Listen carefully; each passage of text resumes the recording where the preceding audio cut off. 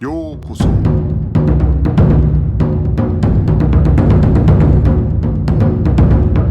Eu sou o Gustavo e você está ouvindo o Budocast.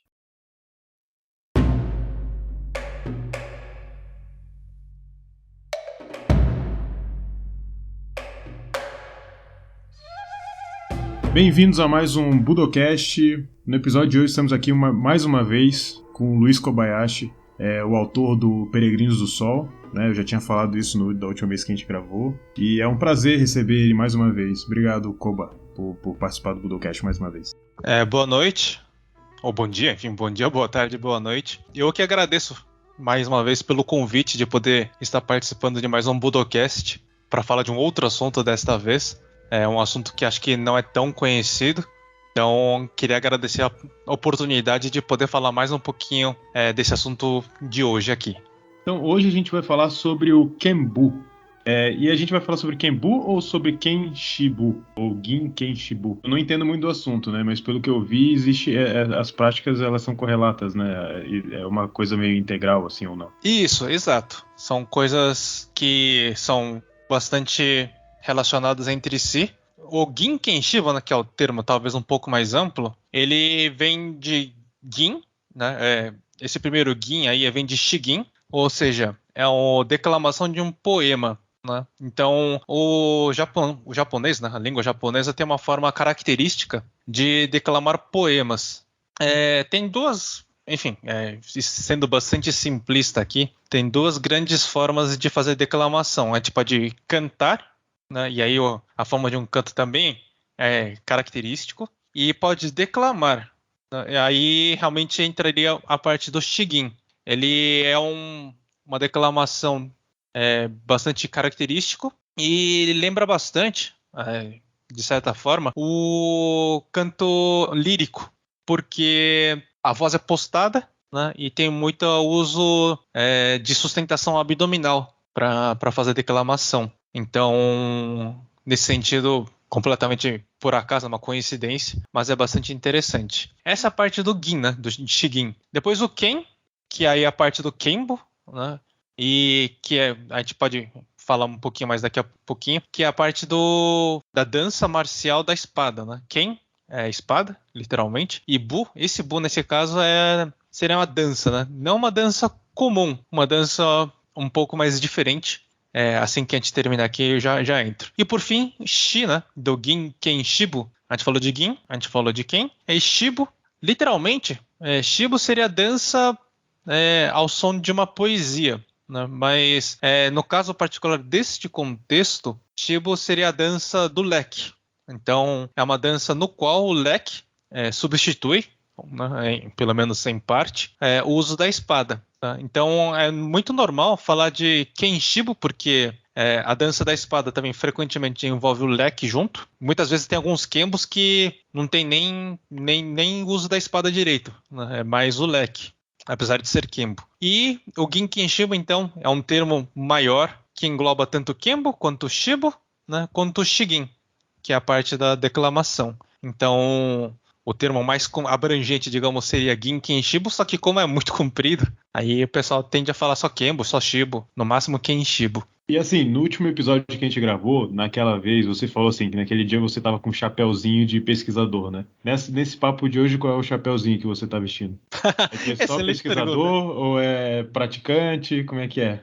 Excelente pergunta. Acho que nesse caso seria. Eu teria, acho que, os dois chapeuzinhos. Tanto o chapeuzinho de quem pesquisa, né? Quer dizer, é uma pessoa que correu atrás, que corre atrás um pouco dessa parte do estudo. E aí acho que a gente pode entrar bastante porque é bem, bem interessante. E a parte da prática também, né? Então, eu pratico um pouquinho. Longe de ser bom nisso, mas estamos sempre tentando melhorar. Então, hoje. Estamos com um pouco de malabarismo aqui com os dois chapéus. Então, assim, para a gente entender melhor o que é o Kenbu, talvez fosse mais interessante começar já, talvez, falando sobre a própria história, né? Como é que surgiu, como é que se desenvolveu, né? E, assim, pelo pouco assim, que eu li, tem uma transformação ali no período Meiji, e também posterior, né, até a gente chegar no que tem da prática hoje em dia, né? Perfeito. Então, vamos começar pelo Kembo, e aí acho que os outros, tanto o Shibo quanto o Shigin, acho que vai vir a reboque. A parte da dança com espada, pensando de um modo amplo, assim, é bastante antigo, né? Não se limita ao Japão, né? A gente tem anedotas sobre isso na China. Não cheguei a pesquisar, mas não me surpreenderia em nada se tivesse algo do gênero na Europa. E no Japão também teve, né? Teve, né, no Sengoku Jidai, talvez no século XVI, por aí. Só que eram coisas que era espontâneo, digamos assim, né? Não era algo estruturado, era uma coisa que a pessoa se sentia com essa vontade de elaborar uma dança, seja cerimonial, seja ritualística, com a espada, e meio que acabava por aí. Ao mesmo tempo, tinha uma parte, o uso da espada como dança em termos cerimoniais, né? Aí entra muito a parte do Kagura, né? Entra um pouco parte de influências shintoístas, né, do shintoísmo, a religião animista do Japão. Tem também uma parte, digamos, de uma cultura mais popular, né, de uma tradição folclórica, né, por exemplo, o Onikenbai, acho que se eu não me engano, é um exemplo disso, né, mas todas elas são dança com espada de um modo amplo, né. Como é que surgiu o Kembo como ele é visto, ele é definido hoje em dia? Ele tem os primórdios mais ou menos do século XIX, começo do século XIX e final do século XVIII, mais ou menos. Por quê? Porque fortaleceu bastante a prática dessa declamação de poemas, né, de composição e declamação de poemas, que a gente chama de Shigin. E em virtude do período do final do shogunato Tokugawa, na qual realmente se enfraqueceu bastante, né, a questão do poder central, do grande poder que detinha o shogun na época. Então começaram a surgir movimentos, né, contra o shogunato, para derrubar o shogunato, o que levou, no final das contas, à restauração Meiji. E dentro desse contexto, acontecia bastante de ter essa parte de declamação de poemas, né, para aumentar a moral das pessoas, né, para demonstrar, enfim, a sua coragem, enfim, demonstrar a sua marcialidade. E algumas pessoas, inclusive, né, sacavam a sua espada e faziam uma dança ao som dessa declamação de poemas, né? E só isso é uma evidência de como o poder central do shogunato estava meio enfraquecido. Afinal, a gente está falando de pessoas sacando a espada no meio, enfim, né, em um contexto não bélico da coisa. Então, começou os princípios do Kembo moderno mais ou menos nisso aí. Ainda não era Kembo, né? Assim, propriamente dito. Começou mais de uma forma um pouco mais oficial, digamos assim, quando depois da restauração Meiji, né, e aí teve os éditos de proibição de porte de espada e o fim o fim dos feudos, né? Então teve uma transformação social muito grande. Teve o fim da casta dos guerreiros, né? Casta dos Bushi. E muitos desses guerreiros, né, eles literalmente perderam seus empregos, e para tentar ajudar essas pessoas a sobreviverem, então teve uma pessoa muito famosa no Japão, chamada Sakakibara Kenkichi, que era também, né, ele próprio, um enzima espadachim, na época do final do shogunato, começo da era Meiji, e ele criou uma coisa chamada Gekken Kogyo, né? O Gekken Kogyo, que nada mais era do que fazer demonstrações públicas, na qual você cobrava dinheiro para que as pessoas, qualquer um, né, pudesse assistir demonstrações de arte marcial, seja demonstrações formais, né, o que a gente chama hoje em dia de kata, ou seja lutas simuladas, né? E aí realmente entra a parte do Gekken. E isso foi um grande sucesso. Até porque muita gente, até o momento, né, até aquela época, não tinha a oportunidade de ver de perto, ou ver pelo menos tão de perto, essas demonstrações marciais. E dentro desse contexto, o Sakakibara também deu uma abertura, até estimulou, né, a questão de ter essas danças danças marciais, né, ao som da declamação de poemas. E isso também foi um sucesso muito grande, né? E a partir disso que começou devagarzinho a ter o Kembo como conhecemos hoje. Quando que o Kembo se estabeleceu, né?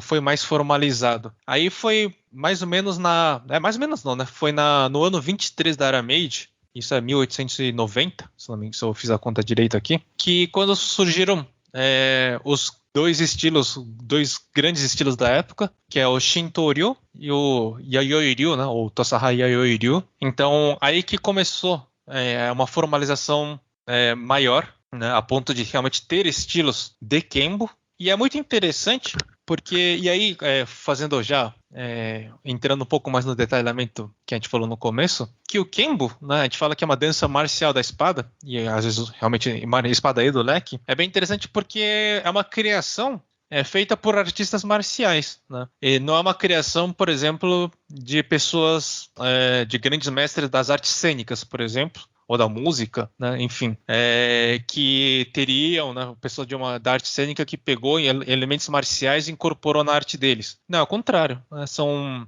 artistas marciais, eram espadachins, enfim, né, já via de regra, que pegaram a sua arte, né, incorporaram, aí sim, né, alguns elementos de dança já existentes, né, de artes já existentes, artes cênicas já existentes, teatro no, kabuki, um pouco de Nihonbuyo também, enfim, para dar um ar um pouco mais estético, digamos assim, e foi assim que surgiu o Kenbo. Então, é fundamental, acho que começar a conversa com esse entendimento de que o Kenbo, apesar de, né, por definição, ser uma dança, ele é essencialmente uma dança pautada, né, com alicerces estritamente marciais. Então, é de se supor, é de se esperar, de que, em que pese, claro, né, ter elementos cênicos, elementos estéticos, o alicerce, o fundamento, seja um fundamento marcial. Isso a gente vê, por exemplo, ainda hoje, né, nos trajes utilizados. São trajes e equipamentos, né, são elementos utilizados pelos guerreiros, né, pelos bush, informalmente pelos samurais da época. Né, a gente não vê, muito difícil ver, né, hoje talvez comece a surgir, mas o Kenbo mesmo, raiz, ele não tinha outro elemento além da espada, no máximo o leque. Né? Não tinha, por exemplo, máscara, por exemplo, que a gente vê no teatro no. Né? A gente não vê grandes lençóis, por exemplo, né? Outros elementos cênicos que ajudam a expressar o sentimento, ajudam a expressar o que o poema está falando. Né? E é interessante também reforçar que é Kenbo, né? É a dança da espada, mas é uma dança que que os japoneses chamam de Mai. Né? Mai é uma outra pronúncia para Bu, que é diferente de uma outra dança, um gênero, digamos assim, uma outra categoria de dança que é o Odori, né? Que quem conhece um pouco de cultura japonesa sabe, né? Por exemplo, tem Bon Odori, né? Que é dança literalmente para ocasiões do equivalente de finados, feriado de finados do Japão. Qual que é a diferença, né? O Odori, ele é utilizado muito por uma dança popular e para danças que envolvem muito questão de ritmos, questão de saltos, né? Saltos no sentido de pulos, né? De você ter movimentos muito mais dinâmicos. Né? Então, você pega mesmo o Bon Odori, né? Ou você pega o Odori, por exemplo, é bastante comum ter esse tipo de ritmo, né? São melodias que às vezes são simples, né? Para qualquer um poder pegar rapidamente. Tem muita quebra de postura, que é normal. Né? E são coisas mais populares, né? Com bastante apelo popular, por ser fácil, por ser mais próximo. É diferente de um Mai, que aí realmente começa a ser uma coisa um pouco mais ritual, um pouco mais cerimonial, um pouco mais formal e um pouco mais sofisticado. Né? Então, por exemplo, o teatro no, ele se enquadra muito mais numa categoria de Mai, né, pela sua própria característica. Né? Então, a gente está falando de uma quebra, de uma suavidade maior em termos de ritmo, não é tão fácil pegar o ritmo. É claro que dá para pegar. Né? A gente está falando de movimentações corporais mais sofisticadas, a gente não tem tanto uma quebra de postura. Né? A gente tem uma forma de andar, que é uma forma de andar deslizando, que em japonês chama de suriashi. Então, ele é mais sofisticado. Né? E o Kenbo, pela sua própria construção, né? Ele se enquadra muito mais em uma dança mais ritual sofisticada, Kenbo, né? De Mai, do que de Odori. Né? Então, reflete inclusive, né, a origem de ter sido criada por artistas marciais. Né? Isso tudo a gente está falando segunda metade do século XIX. Quando é que isso se popularizou mais? Né? Aí entra um contexto histórico, que são as duas grandes guerras que o Japão moveu no século XIX e começo do século XX, que foram a Guerra Sino-Japonesa e a Guerra Russo-Japonesa. Então, por conta da vitória do Japão nessas duas guerras, o sentimento nacionalista do Japão, ele se cresceu bastante, né, se desenvolveu bastante. Então, a valorização, né, do Japão, a autoestima do japonês médio, ele foi subir para a estratosfera, assim. E nesse contexto, então a valorização de elementos do Japão acabou ganhando bastante destaque, claro, né? Não foi só o Kembo, mas o Kembo entrou muito nessa esteira, principalmente depois da vitória da Guerra Russo-Japonesa, que realmente foi pro Kembo, né? Na época foi uma época de ouro, né? Para comemorar a guerra, a vitória do Japão na Guerra Russo-Japonesa. Então, o Kembo era uma das coisas que era muito utilizado, né? Que ganha muita popularidade, né? A ponto de realmente não ter, assim, as pessoas, os bons praticantes de Kembo na época, assim, não tinha agenda cheia o tempo todo. A ponto de você ter muitas pessoas que não eram artistas marciais, mas que tentaram pegar carona nessa história. Então, aí sim, né, para chamar atenção, para tentar mostrar que é um diferencial, digamos assim, do Kembo. Então, é um pessoal que começou a exagerar na maquiagem, é um pessoal que começou a inserir muitos elementos sonoros que não existiam no Kembo, né? Tentar fazer outras manifestações, outros usos de linguagem corporal que não existiam, né, no Kembo. E a ponto de ter que, né, em algum momento teve que fazer uma separação do que era o Kembo e do que era esse, entre aspas, né, esse novo Kembo. Esse novo Kembo acabou meio que sumindo com o passar do tempo. Mas o Kembo continuou, né? O Kembo realmente continuou, até porque os fundadores, enfim, começaram a ganhar mais destaque, começaram a ganhar mais conexões, digamos assim, né? Uma maior presença entre, né, as pessoas que detinham o poder na época. Isso, novamente, foi o grande auge, né? O primeiro grande auge, que foi no final da guerra, depois, né, do final da guerra russo-japonesa. E aí, depois que meio que passou, digamos assim, esse entusiasmo, o Kembo também, né, acabou indo junto, no sentido de que não, começou a perder um pouco esse destaque, né? Ele teve um certo revival, digamos assim, né? Uma certa retomada novamente por causa da Segunda Guerra Mundial. Mas aí todo mundo sabe o que aconteceu na Segunda Guerra Mundial. O Japão perdeu e o Kembo também acabou sendo realmente jogado bastante para escanteio, né? Muito embora durante a Segunda Guerra o Kembo também tenha sido usado para animar as tropas também, né? Então tem artigos de jornal, inclusive jornal aqui no Brasil, falando de mestres de Kembo indo para o front, né, para executar o Kembo, para aumentar a moral das tropas, enfim, e teve um pouco disso. Quando que, depois da guerra, né, que teve todo o problema não, né, teve toda a questão da proibição das artes japonesas, enfim, quando que o Kembo começa a voltar, né?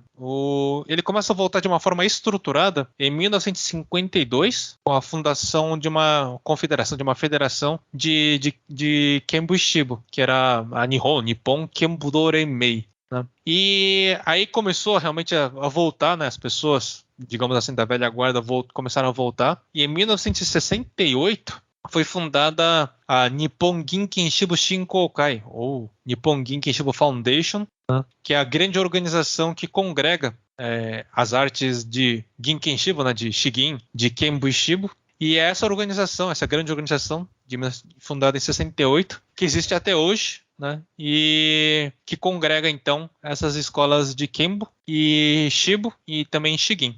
Então, acho que em linhas bem gerais, assim, esse seria um histórico da evolução do Ginken Shibu no Japão mesmo.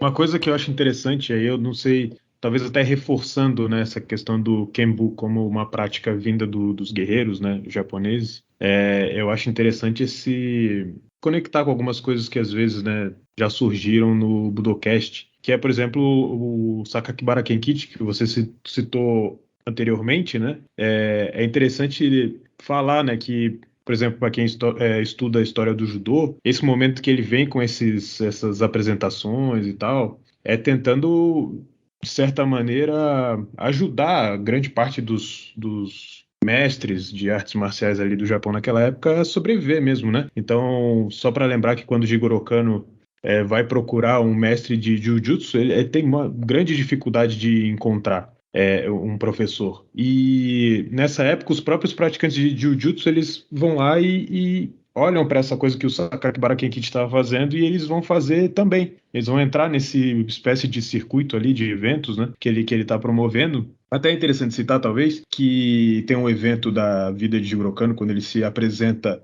para o presidente dos Estados Unidos, Ulysses Grant. Na verdade, na época, se eu não me engano, ele não era presidente, mas de qualquer maneira, quando o Grant vai para o Japão, tem um cara chamado Shibusawa Eiichi, que ele convida, né, o Grant para não sei se é para a casa dele, mas enfim, né, para uma espécie de evento que ele vai fazer e tal, para apresentar até a cultura do Japão. E lá o Jigoro Kano, ele faz uma apresentação, né, na época ele está treinando Tenjin Shinryu com o mestre dele, o Fukuda Hashinosuke. E, na verdade, quem é convidado para essa apresentação é Isso Masatomo, o mestre do Jigoro Kano na época, que depois se torna professor do próprio Jigoro Kano. E Jigoro Kano faz uma apresentação de Irano Dori, né? E nessa apresentação, depois olhando, né, pouco tempo atrás, eu encontrei num livro, né, falando um pouco mais em detalhes dessa apresentação, porque uma das principais descrições ali é o do próprio Jigoro Kano contando, né? E também teve uma apresentação de Kekken do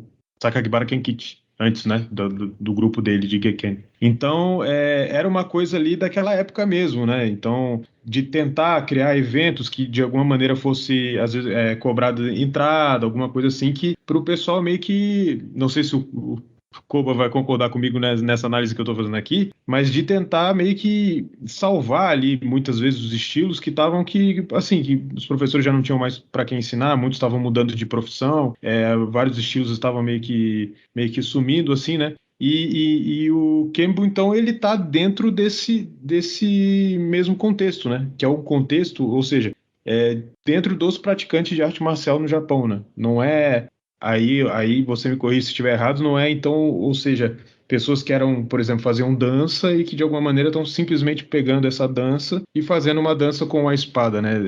São artistas marciais de fato, né? São praticantes da arte da espada de fato, né? Perfeito, Gustavo. Concordo integralmente com o que você falou. Aliás, essa parte do judô do Kadon Sensei até é interessante porque acho que complementa bem, né?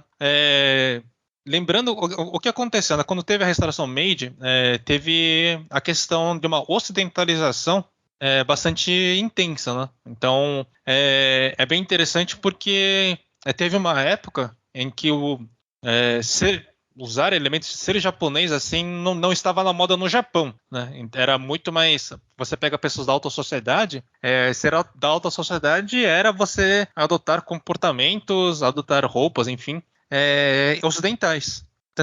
O maior símbolo disso, né, é o famoso Rokumeikan, que é tipo uma mansão assim, onde as pessoas japonesas, né, iam lá e era um espaço totalmente ocidental, com músicas ocidentais, comidas, tudo ocidental. Né? E isso quer dizer o quê, né? Que toda a parte que era de tradição japonesa acabou sendo relegada a segundo plano. Aí que, né, conversa exatamente com esse contexto de a gente precisa salvar, né, tudo isso, né, que tinha o Japão, né, e entra Sakakibara Kenkichi, enfim, entre o próprio Kembo entra nessa história. Então começa a ter uma série de iniciativas, né, de vamos tentar salvar. Né, pelo menos nos grandes centros, né? Em termos de arte marcial, é um fenômeno interessante porque enquanto que nos grandes centros urbanos assim teve realmente esse decréscimo, digamos assim, né? Essa falta de popularidade aí das artes marciais. Se você pegasse, né, na época o interiorzão do Japão, assim, os vilarejos perdidos no meio das montanhas, é ao contrário, né? Tem muitos lugares que teve um boom assim de arte japonesa, especialmente Jujutsu, né? O Yawara, Boujutsu, enfim. Mas isso não eram artistas marciais, né? Eram pessoas que praticavam artes marciais. Quem guerreiro, né, que era artista marcial por excelência, né, por profissão, realmente, aí realmente estava numa situação ruim. E aí que acho que entra todo esse contexto. É bem legal também porque na parte do Kembo, né, voltando aqui o foco, quando o Shintoryu, que foi um desses primeiros estilos criados em 1890, o Shintoryu foi criado como uma mescla, né, de Kenjutsu, né, de espada, Yaijutsu e Jujutsu também. Né? Por quê? Aí a explicação do fundador do Shintoryu, tá? Porque nessa época as pessoas já não tinham, né, tempo suficiente para se dedicar ao estudo de uma arte marcial, enfim, como ela deveria ser, pelo menos como era antigamente, isso na época, né? Então era importante ter uma forma da pessoa, né, aí realmente de qualquer pessoa, ter um contato com essas artes marciais de uma forma mais fácil, né, que não dependesse de uma dedicação como era previsto antigamente. Então, era uma tentativa de... Né, qual que é esse discurso? Né? Um discurso de tentar aproximar as artes marciais das pessoas comuns, né, digamos assim. Então, se a pessoa falar, arte marcial, aquele negócio que é sofrido, que é puxado, que é difícil e tal, aí fala, não, né, isso aqui é uma possível alternativa para você começar a entrar, né, no mundo de arte marcial, de você entender o contexto marcial de uma outra maneira, né? Talvez isso seja mais atraente para você. Né? Claro, né, ninguém espera que, né, apenas meramente com a dança a pessoa aprenda a lutar, aprenda a combater, né? Mas você pode entrar muito bem com uma dança, e aí como a dança, essa dança, o Kembo, o Shibo também, né, por consequência, ela é pautada em artes marciais, então você começa a ganhar uma consciência corporal, você começa a ganhar postura, né, você começa a ganhar uma série de elementos físicos e mentais que são de arte marcial, tradição japonesa no caso, né? E com isso a própria assimilação, né, o próprio treino de uma arte marcial japonesa se torna mais fácil porque a pessoa, enfim, já tem, digamos assim, já tem um corpo para isso. Então, realmente foi, né, uma das formas de tentar preservar todas essas artes tradicionais na época. Muito bem colocado esse ponto, Gustavo. Gosto e concordo bastante com essa visão, sim. E assim, entrando então diretamente no, vamos dizer assim, como funciona, como é a prática do Kembo. A prática do Kembo funciona como uma prática de arte marcial e os elementos que constituem, por exemplo, tem graduação, como é que funciona isso, né? Porque se a gente for olhar, tem então no caso duas escolas, né? Escolas no sentido de Ryu, certo? Então, como se fossem duas tradições diferentes, né? Então essas tradições elas se comportam como funcionam as tradições marciais do Japão, geralmente falando, e a prática ela lembra mais uma preparação para uma apresentação ou de alguma maneira quais são os elementos que ela teria de proximidade com uma prática de arte marcial mesmo. Então tem uma sequência de kata que a pessoa tem que aprender, uma parte de kihon, como é que funciona isso? Excelente pergunta.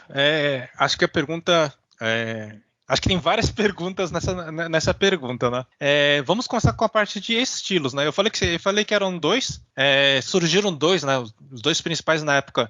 Na época tá falando 1890, né? Que é o Shintoryu, que é literalmente, tradução literal, é o estilo da espada divina, enfim. E o Tosaha Yayoi-ryu, ou simplesmente Yayoi-ryu, literalmente seria o estilo de março, né? É bem interessante que esses surgiram na mesma época, né? Inclusive os dois fundadores se conheciam, mas é considerado, né? Aí, claro, né, varia um pouquinho de pessoa para pessoa, né? Que além desses dois, né, que foram os estilos de maior destaque na época, mas começaram tinha 5 estilos, né? Na verdade, que aí a gente tem esse Shintoryu, né? Yayoi-ryu, tinha Shishin-ryu, Kimbusaryu e Shikishimaryu. Ninguém precisa decorar esses nomes, claro, apenas pela curiosidade. Esses 5 estilos, então, que começou, alguns dizem que eram ainda mais antigos que os dois que a gente conversou agora, e a partir deles surgiram todos os estilos que a gente conhece hoje. Tá? Alguns estilos sobreviveram, né? Shintori é o exemplo clássico. Outros não tiveram essa mesma sorte, mas as derivações, as ramificações permanecem ainda hoje, né? Então hoje a gente tem diversos estilos de Kembo e Shibo, de Kenshibo, né, de um modo mais geral, no Japão, né, e certamente no exterior também. Tá? Como é que funciona a graduação? Aí varia muito de escola para escola, né? Difícil dizer. Tem gente que, via de regra, usa o sistema que a gente conhece hoje de Dan e Kyu, né? Então essas graduações ditas, entre muitas aspas aqui, modernas. Né? Até porque a maior parte dos estilos hoje são realmente mais contemporâneos, né? Então seria mais ou menos da mesma época, inclusive, do surgimento do Kodokan, enfim, né? Tem uma convergência muito grande em termos históricos, o que naturalmente faz todo sentido, né? Então, essa parte da graduação é muito realmente de estilo para estilo. Da mesma forma, os treinos também variam muito de estilo para estilo, né?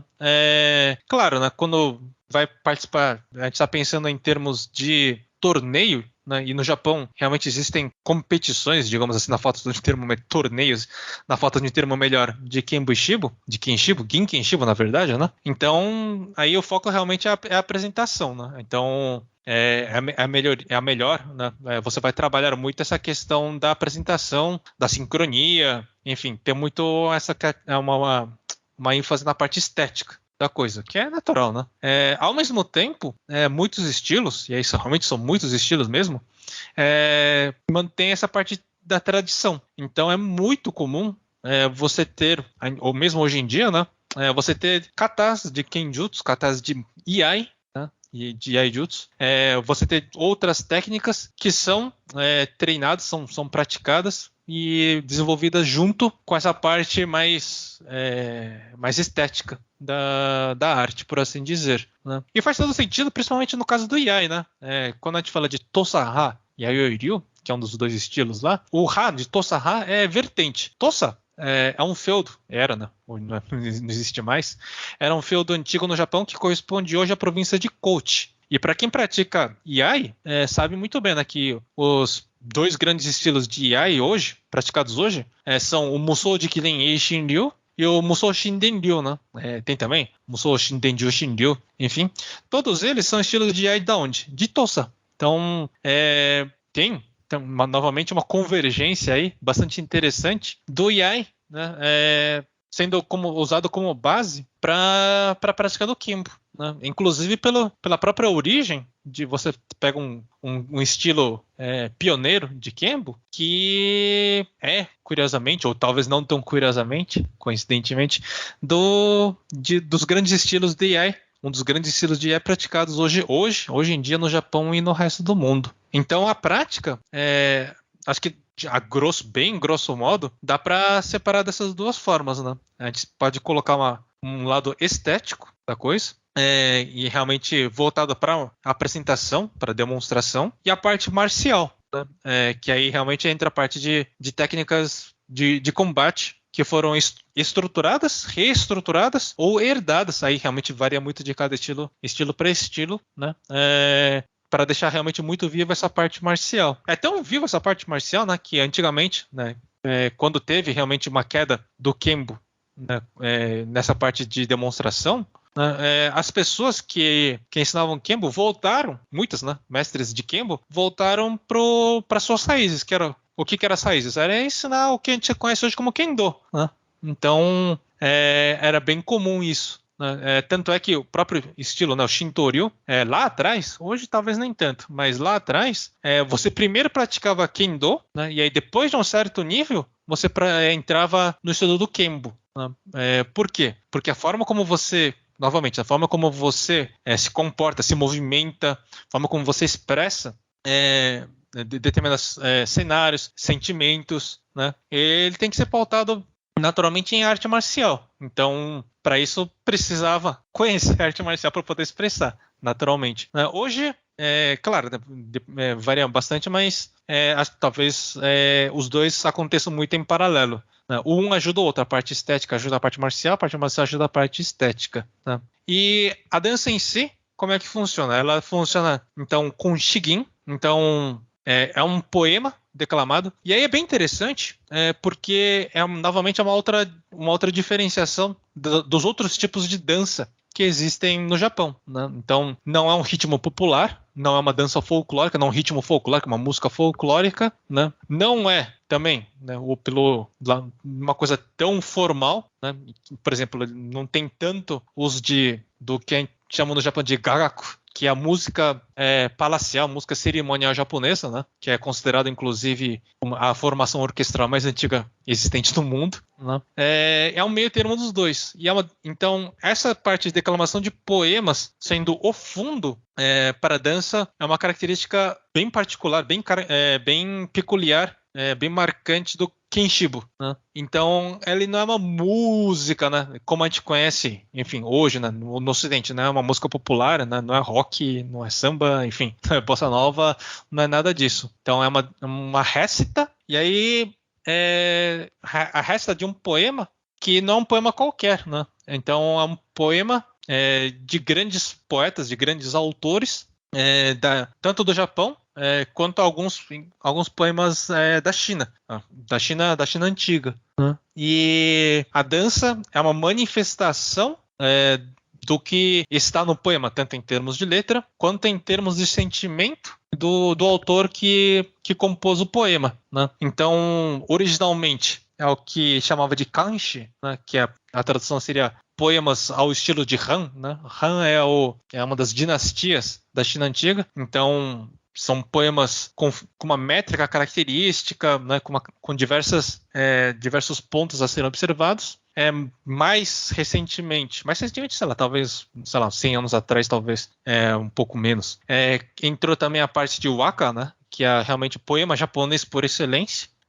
E bem mais recentemente, aí depois da guerra, para tentar aproximar mais, né, o público leigo em geral, começou a entrar também a parte do que a gente chama hoje, né, de kyogen. Então, realmente são músicas, ritmos bem mais populares, né, bem mais parecidos com o que a gente conhece hoje como enka, né, só que no meio tem essa declamação de poemas. Então, é bem comum hoje, né, a gente ter também essa parte do kyogen. Então, você executa o kembo, uma parte com um ritmo mais popular mesmo, e uma parte mais tradicional, que seria com essa declamação de poemas, tá? E isso é bem legal. Por quê? Porque quem estuda Kembo, né, acaba tendo que estudar também os poemas. Né? Então, isso alinha bastante com um conceito que é muito presente nas artes tradicionais do Japão como um todo, que é o Bunburyo-do, né? Que é a dualidade da pena e da espada. Né? Não adianta só combater, né? Você ser só bom em combate e ser ruim nessa parte da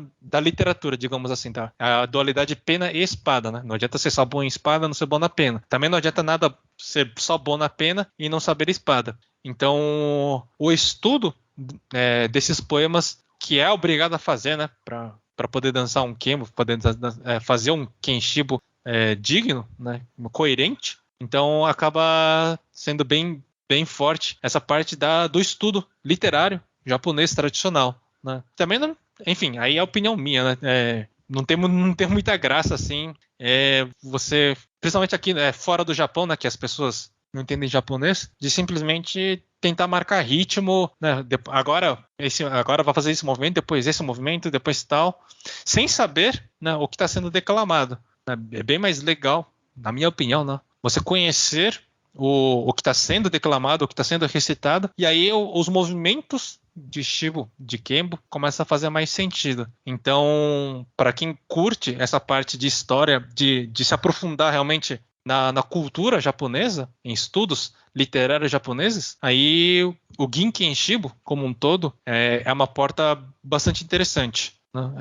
Claro, né, a gente tem, fora do Japão, a gente tem uma questão muito, muito forte, que é a barreira linguística, própria, mesmo no Japão, né?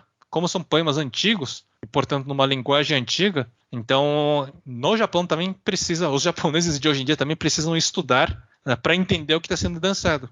E isso é legal, né?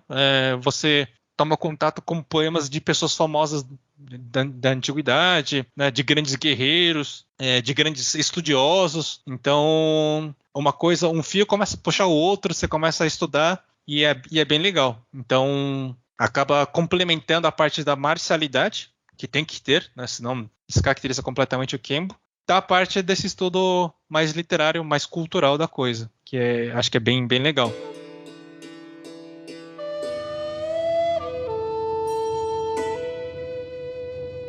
Eu não sei se respondi todas as perguntas que estavam na sua pergunta, Gustavo. Se eu pulei alguma coisa, por favor, me lembre. Sim, sim.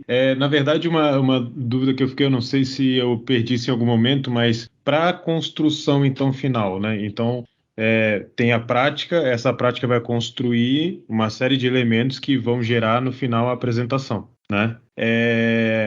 Para chegar até esse ponto, como é que existem algumas, vamos dizer, regras? Então, porque tem a rotina, tem o poema que vai ser declamado, tem até elementos, todos esses elementos artísticos misturados com todas as questões até de elementos tradicionais que você comentou,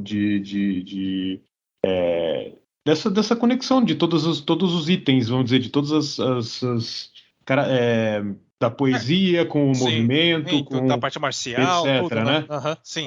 Então já existem, vamos dizer, as apresentações já pré-estabelecidas e elas vão sendo reapresentadas ao longo do tempo. Existe vamos supor, vai ter uma apresentação de Kembo lá em tal mês. E aí se começa a criar A vamos criar criar coreografia, né? isso. Ou como é que funciona isso? E quem que tem quem é que vai dizer, determinar e todos esses elementos, como eles vão se encaixar, como é que eles vão ficar? Como é que funciona isso? Isso.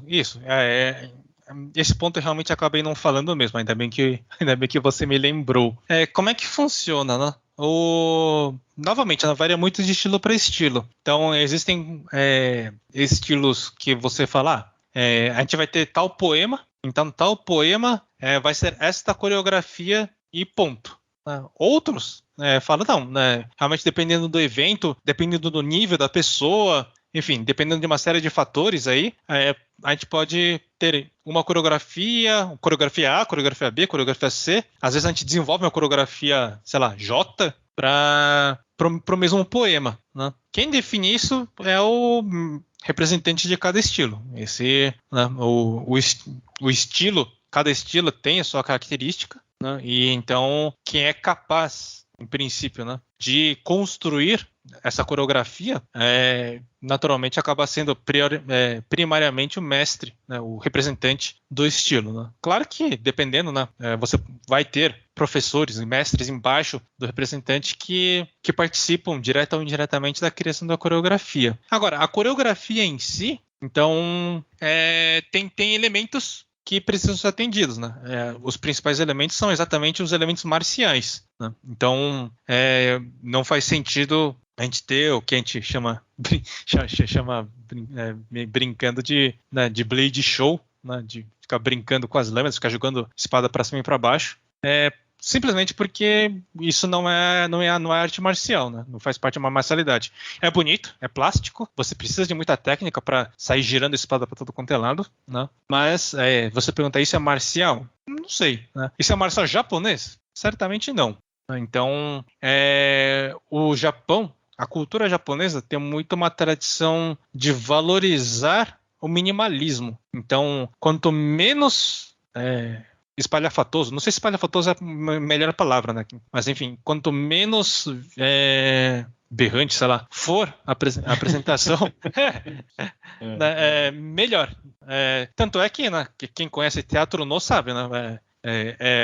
Para quem não entende teatro não, acaba sendo até cansativo, porque é muito parado, né? Você espera um teatro, por exemplo, um teatro comum, né? Teatro ocidental, digamos assim, uma atuação, você espera uma Broadway, por exemplo, você vai pro teatro não, você tem um choque aí cultural muito grande, que são coisas completamente distintas, né? O Kembo, ele tende a ir mais nessa linha de ser mais comedido, né?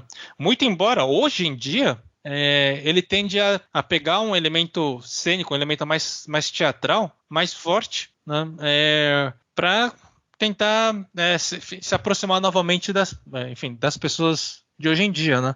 Senão acaba ficando muito tradicional demais, né? E aí o pessoal tá tentando, aí tem muito experimentação, né? Tem muito de tentar achar o meio termo, né? De deixar mais próximo das pessoas, né? Ao mesmo tempo que se mantém forte as raízes. Então, elementos que você é obrigado a ter, né? Postura corporal, né? Essa questão, o japonês enfatiza muito a questão de kurai, né? Que é a questão do porte, da elegância, da postura, da expressividade, né?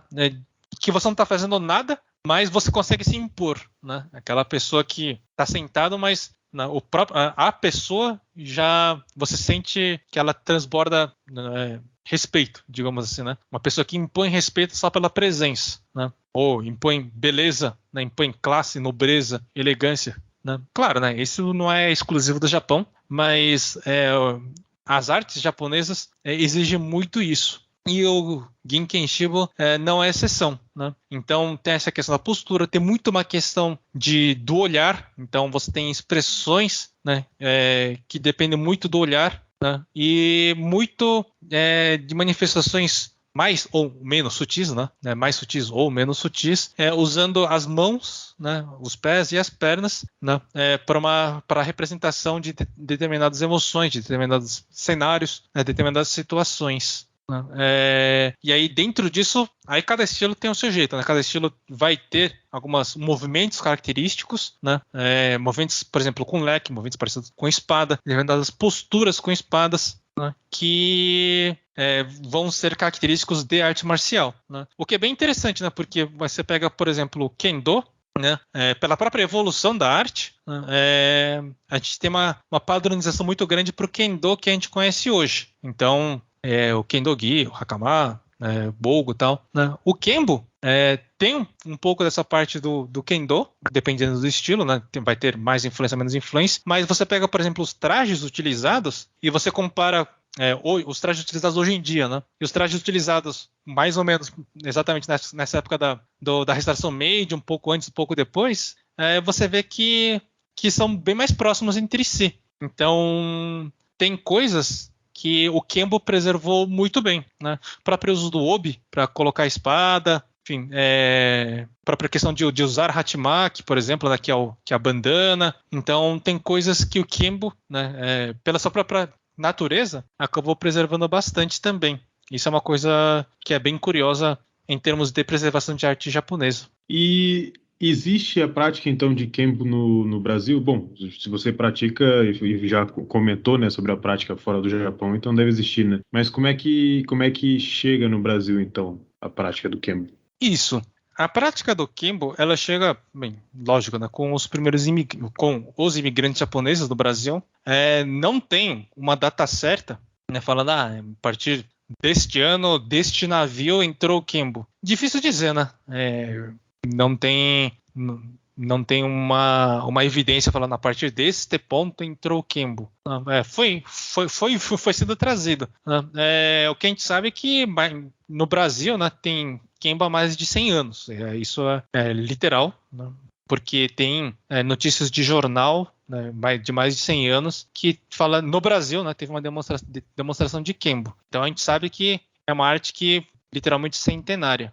Agora, diferente, por exemplo, do Judo, né, do Kendo, principalmente Judo, né, não teve tanto uma ênfase na organização. Então o que tiveram foram pessoas que conheceram, que treinaram, praticaram, enfim, no Japão, vieram para o Brasil, ensinaram dentro ou praticaram, mas sem ter essa congregação, né? Sem ter essa estruturação, essa organização que teve o Judo e Kendo, né? Então foi muito uma questão de pessoas abnegadas aí que ensinaram muito, né, para criança, em escolas, enfim, quando era muito comum nas colônias japonesas do interior ter apresentações artísticas, né? O pessoal chamava de engekai, por exemplo.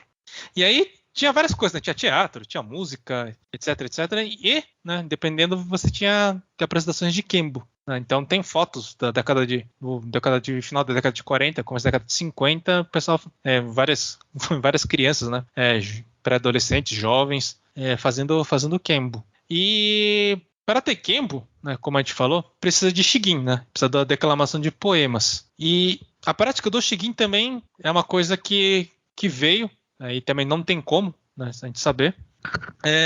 Mas a gente sabe que veio novamente no pré-guerra, com os navios de imigrantes, mas começou a estruturar quando, né? Começou a estruturar mais ou menos em 1955, né? Quando um sensei, né, um mestre do Japão chamado Haraguchi Sensei, veio para o Brasil, tá? Então, por que ele veio, né? Ele veio para tentar disseminar mais no Brasil as artes de Shigin, né? Na época se chamava de Rougin, e uma espécie de, uma variante de Shibo chamado Yamatomai. E então em 55, quando veio esse sensei, você teve algumas pessoas, né, que realmente tinham uma correlação ou com a arte japonesa, né, ou com a cultura japonesa de modo geral. E aí esse pessoal se reúne e fala, vamos tentar organizar isso, né, vamos tentar estruturar um pouquinho mais, né, aproveitando que vem um sensei do Japão. Né. Então quem que eram? Era o que na época nós chamava dos 3 grandes anciãos, né? 3 grandes decanos da arte japonesa, que era o Kawai Sensei lá de Suzano, Sakano Sensei de Pinheiros, bairro de Pinheiros, e Yakushigami Sensei de Poá, cidade de Poá, né? Que se reuniram junto com o Kawabata-san, que era o presidente do Showa Shimbun. Showa Shimbun, para quem não conhece, Shimbun é jornal japonês, né? Então é jornal Showa. É um dos jornais que não existe mais hoje em dia, mas na época era bastante popular, porque aí fazendo uma contextualização, né? Lembrando que depois da guerra, depois de agosto de 45, a comunidade japonesa meio que se dividiu entre as pessoas que, a grosso modo, né, acreditavam que o Japão tinha vencido a guerra e as pessoas os japoneses que acreditavam que o Japão tinha perdido a guerra. Então teve essa separação. Essa separação começou com isso, mas ele acabou ganhando um contorno bem maior, no sentido de que a gente vai se esforçar para manter a cultura, manter a tradição japonesa no Brasil, ou a gente fala, não, vamos assumir realmente nós somos brasileiros, portanto deixa o Japão, nossas raízes de lado. Começou a entrar mais nessa discussão.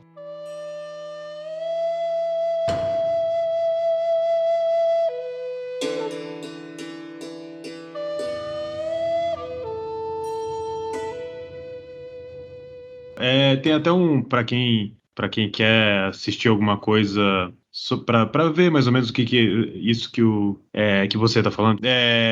Tem o filme Corações Sujos, né? Acho que é esse o nome, Corações Sujos, que é um filme aí romanceado e tal, narrativo, não um documentário, e que é um filme assim muito bem produzido, inclusive. Até enviei para um amigo no Japão esses dias para ele conhecer, porque ele não conhecia. Então, às vezes, se você quem estiver escutando, né, se tiver algum interesse, pode procurar de repente esse filme para entender, né, mais ou menos esse contexto que o Koba tá falando aí pra gente. Acho que é super importante ressaltar que o que você acabou de falar, Gustavo, é um filme, né? É um filme de entretenimento, né? Portanto, não é um documentário. Isso, exatamente. Então, não espere praticamente nenhum rigor histórico no filme. Né? O filme Corações Sujos é baseado no livro homônimo, né? Corações Sujos, do Fernando Moraes, que é um livro que teve sua importância, né? Porque trouxe de novo essa questão da divisão da colônia japonesa no período imediatamente após a guerra, mas também é uma visão que você tem que olhar assim com muito cuidado, porque é uma visão que traduz muito a visão da época do DOPS, né? Ele aceita muito a visão do DOPS. Então, é uma visão, portanto, né? É uma visão bastante enviesada. Então, acho que além de ser uma história extremamente complexa, né? Um momento extremamente complexo de se entender, né? Exato. Isso nem se já existe compreensão total de tudo que aconteceu ali nessa história, né?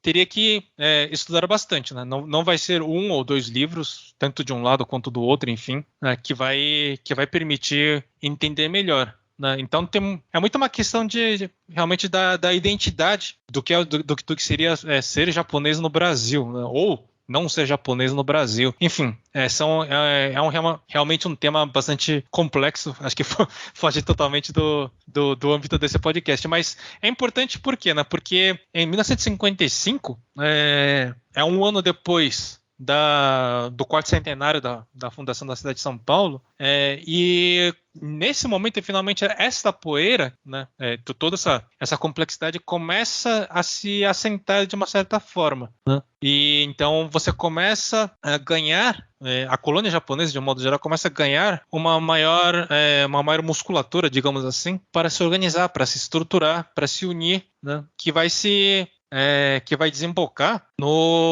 na comemoração do cinquentenário da imigração japonesa em 58, né? Então, começa a ganhar esse momento, né, digamos assim, esse impulso super importante. E dentro desse contexto, então, essa fundação, digamos assim, né, dessa primeira associação dos três anciões, mais do Kawabata-san, né, do Shōshin Bunsha, mais outras pessoas, né? A gente tem Furusawa Sensei, a gente tem Hayashida Sensei, a gente tem Sugimoto Sensei lá de Suzano, a gente tem Kobayashi Sensei, inclusive o Kobayashi que foi um dos grandes pioneiros do Kendo no Brasil, né? Etc. Enfim, outras pessoas que acabaram, que se juntaram e fundaram, né, uma associação chamada Zenpakurou Gingei no Renmei. Tradução literal, bem literal, seria a fundação, Federação das Artes de Poema Declamado do Brasil. Né? Então, é uma primeira tentativa de estruturar, de organizar o Shigin, né? E em estruturando o Shigin, você traz a reboque também Kembo e Shibo. Tanto é que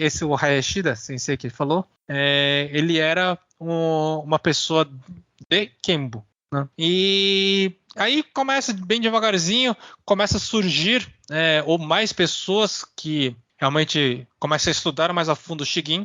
Então, a gente tem década de 60, né? 64, 65, a gente começa a ter outros núcleos de prática, né? São Paulo, da cidade de São Paulo, em Suzano. E na década de 70, então começa a pegar mais interior, né? Começa a pegar principalmente Paraná, Londrina, né? Até que em 78, 1978, é fundado o que chama-se Bradira, né? Shigin Dengokai, né? Que é basicamente o que se conhece hoje como União Cultural Ginkin Shiba do Brasil, né? E aí sim, né, é essa organização que congrega, né, todos os praticantes, né, e os amantes da arte do Shigin, da arte do Kembo, da arte do Shibo, né, né, Ginkin Shibo aqui no Brasil. Né? É bem interessante porque pega uma época bastante intensa aqui no Brasil mesmo, dessa parte da cultura japonesa, né? A gente está pegando uma época que a cultura japonesa no Brasil ganha um impulso muito grande, né? Principalmente década de 60 para cá, por causa dos cinemas japoneses, 50, 60, né? E então você ter isso aí, essa parte do Shigin, essa parte mais tradicional, então tem um apelo muito grande, né? Também está em linha com a grande explosão que teve de núcleos de haiku, né? De haikai, enfim, de poesias, né? De outras artes, né? Próprio Kendo, né? Próprio cerimônia do chá, né? Enfim, de todas as artes japonesas, e o Shigin, e na verdade Ginken Shibo, né? Está inserido nesse contexto. E apenas a título de curiosidade, em 1984, o Brasil chegou a enviar uma delegação para o Uruguai fazer uma demonstração lá em Montevidéu de Ginken Shibo. E aí você vê os materiais da época, você vê que as pessoas no Brasil, né, falam, poxa, a gente precisa olhar também, começar a pensar, divulgar essa arte, não só no Brasil, mas fora do Brasil também. E começa a se pensar no grande desafio que é pegar uma arte que é tradicional no Japão, né, e se aproximar mais do brasileiro, né? Do brasileiro, enfim, dos não descendentes ou dos descendentes japoneses que não têm familiaridade com a cultura japonesa, né? Por uma série dessas complexidades que a gente falou durante essa nossa conversa. Então, mas nessa época que se expande bastante, né? Década de 80 para a década de 90. A gente tinha núcleos em São Paulo, claro, né? Tinha Rude Ramos, Mogi, Atibaia, Taboão da Serra, Caraguatatuba, Campinas, Promissão, Lins, Araçatuba, Londrina, Maringá, etc, etc, etc. E do final, essa parte da segunda metade da década de 80 para a década de 90 é a época da bolha do Japão, né? O pessoal chama de bubble, né? Do baburu em japonês. Então, o Japão estava num boom econômico, numa prosperidade econômica muito forte. E aí o Japão chegou a enviar, né, grandes delegações pro Brasil, né? Que na época quem comandava o Ginken Shiba no Japão era o famoso Sasakawa Sensei. E ele mandou comitivas para o Brasil. Ele não, desculpa, né?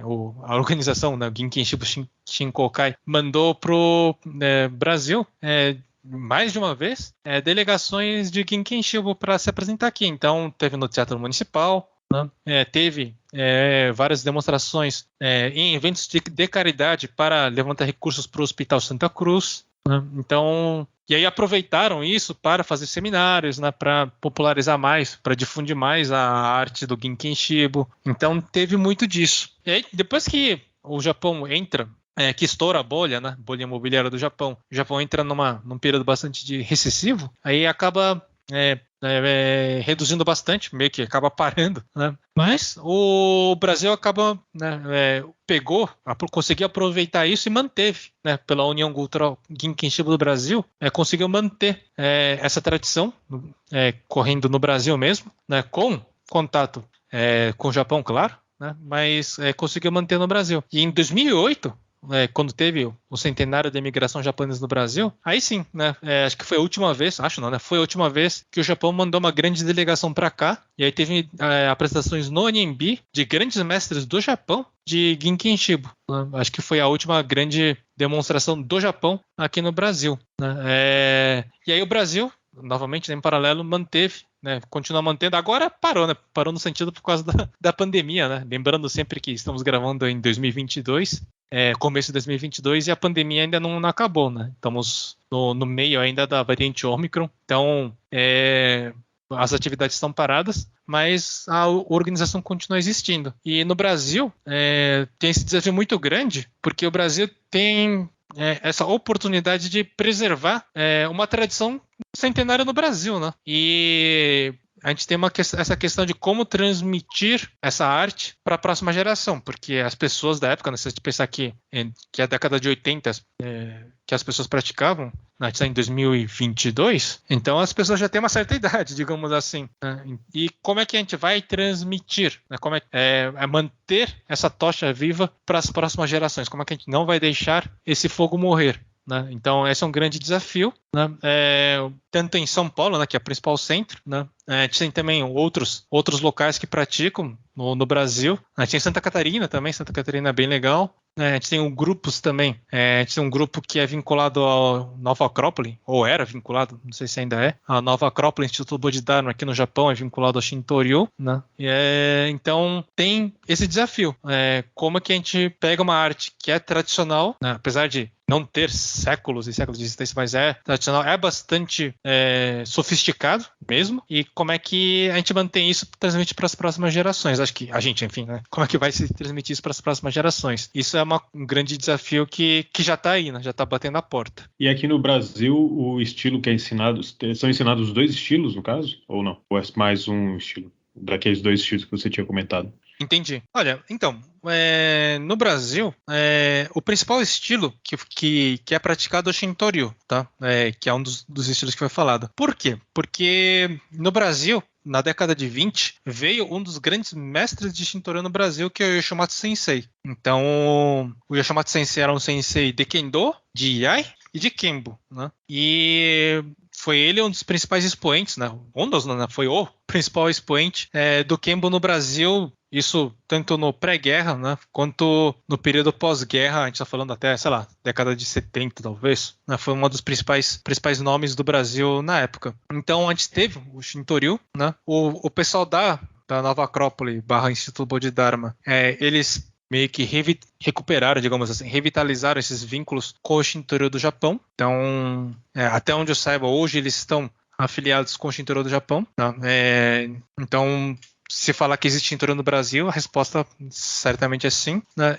Eu pratico um outro estilo, que é uma derivação do Shintoryu, que é o Shoukouryu, que é de uma sensei do Japão. A gente tem um vínculo direto com a nossa mestra do Japão, que é uma mestra que também já tem bastante idade. E é uma das ramificações do Shintoryu, tá? Então, acho que são, enfim, alguns dos estilos que são praticados hoje no Brasil. O Kembo é uma arte que é muito rara, né? Como a gente viu falando, né? A gente tem essa questão do desafio da geração. Então, no Brasil, ela é uma arte muito rara, muito, muito rara mesmo, né? Então, e é difícil a gente ter uma janela assim para falar um pouquinho sobre essa arte, né? De falar como surgiu, né? De como essa arte, apesar de ter realmente elementos eminentemente cênicos, ela é uma arte que por natureza, por definição, baseada em artes marciais, então é uma arte marcial de uma certa forma, né? Não é exatamente uma arte marcial, mas enfim,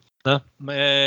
E muito obrigado, então, por essa oportunidade de falar também, né, que realmente essa arte do Ginken Shibo, né, do Shigin, do poema declamado, do Kembo, né, da dança da espada, do Shibo, que é uma dança da espada, só que em vez de usar a espada, usa o leque, né, ela existe no Brasil, né, ela é praticada no Brasil, e não é uma arte tão nova assim, não, é uma arte centenária. Então, de certa forma, ela também é uma arte mais, digamos assim, tradicional no Brasil também. Então, muito obrigado, Gustavo, pela oportunidade de poder falar um pouquinho bem pouquinho mesmo, sobre essas artes aqui. Eu que agradeço, foi sensacional, muita informação. Me interessou muito conhecer algum dia, né? Espero que eu consiga aí. Pelo menos assistir, com certeza eu vou em algum momento. Então, só tenho a agradecer mesmo. Muito obrigado por ter aceitado aí participar mais uma vez do Budocast. Tá? Eu que agradeço, Gustavo, mais uma vez pela oportunidade. É sempre um prazer poder estar falando com você. É sempre muito bom, né? A gente ter canais sérios, né? A gente sabe, a gente vê hoje na internet, a gente tem uma qualidade muito, muito variável de conteúdo e é muito, muito gratificante para mim poder falar um pouquinho num canal sério, um canal de respeito que é o Budocast. Então, muito obrigado. E muito obrigado também para quem está ouvindo, né? É 1h30 de conversa. Tomara que tenha ajudado um pouquinho a explicar o que é o Kembo, o que é o Shibo, o que é o Ginken Shibo, de um modo geral, né? E quem tiver interesse realmente vai ser sempre muito bem-vindo para estudar um pouquinho, para conhecer um pouquinho mais essa arte. Então é isso, ficamos por aqui com mais um Budocast. Não se esqueçam de se inscrever nas nossas redes sociais. Agora os episódios também estão saindo no YouTube, não exatamente na mesma ordem ou no mesmo dia que nas outras plataformas, mas para quem quiser compartilhar e de repente enviar para alguém, também temos o Budocast, agora os episódios no YouTube. Então é isso, ficamos por aqui, até a próxima.